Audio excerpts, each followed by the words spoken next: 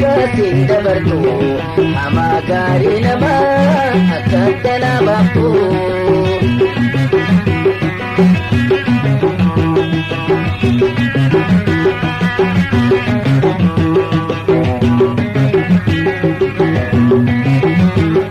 Dhugaana gabattee sibiili manditu durirraa eegalee hamma har'aa iddoo hambuudhaa fi toltuu taniin argeetu waa hundarra jaalaa dhugaaturra jabdu.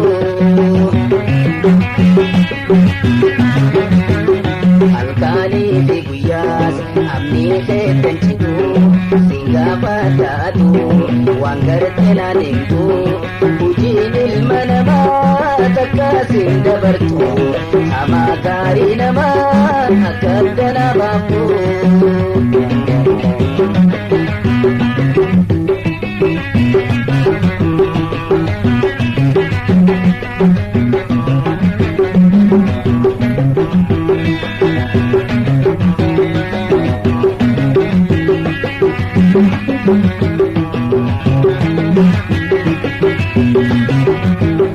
Haalli namaa hedduu dandeesseen barattu firiidhaan siimaa waan hayaa godhattu toltuu malee hamtu yaadiin amma jirtu alsiidhaame kunoo hojiirraa oolfattu. Halkanii fi guyyaas amni keeddanchitu singaafa taatu waan gartee naan himtu hojiin ilma namaa takkaasin dabartu ama gaarii namaa akka danaa baaftu.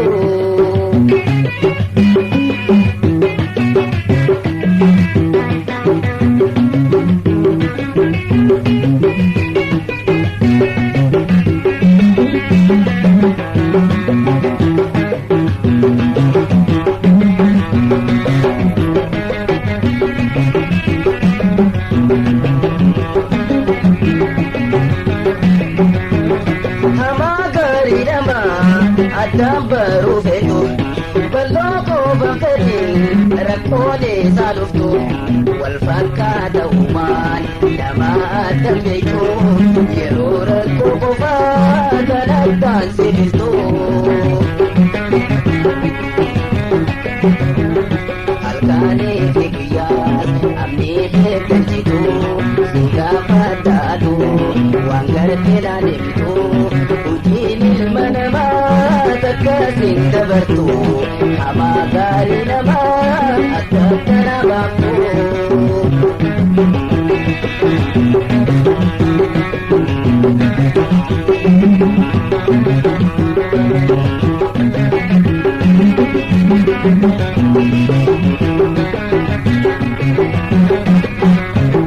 Dubbilee tommaatee bu'aarraan akkattu kijibaa fi sobaa halaa.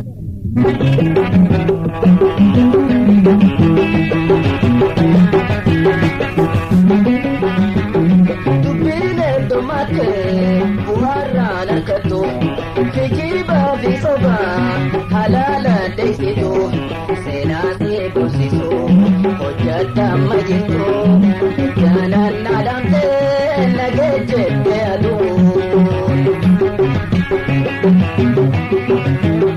Halkanii fi guyyaas amni keeddanchitu singaafa taatu waan gartee naan himtu hojiin ilma namaa takkaasin dabartu ama gaarii namaa akka danaa baaftu.